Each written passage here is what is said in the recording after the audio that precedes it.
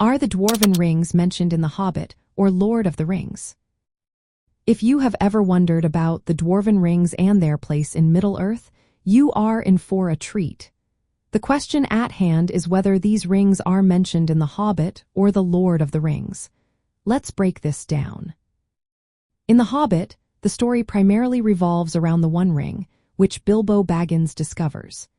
This ring is portrayed mainly as a magical item that grants invisibility. However, the Dwarven Rings are not discussed in this tale. The focus is on Bilbo's adventures and the mystery surrounding his newfound ring, without touching on the broader lore of the Rings of Power. Now, when we shift our attention to the Lord of the Rings, things change significantly.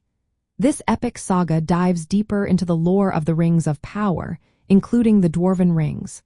There were a total of 20 Rings of Power created during the Second Age.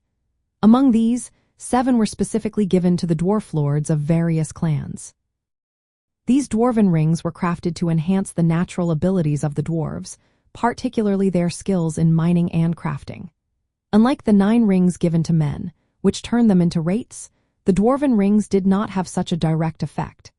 Instead, they amplified the dwarves' inherent traits, leading to an increase in their greed.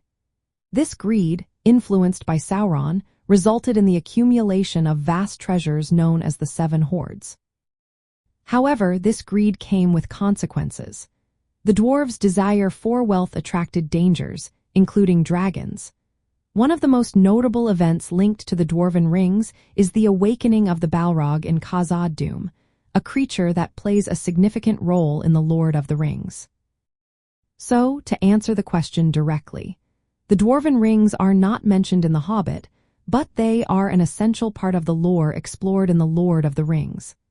Their impact on the dwarves and the history of Middle-earth is significant, showcasing both their strengths and vulnerabilities shaped by Sauron's influence.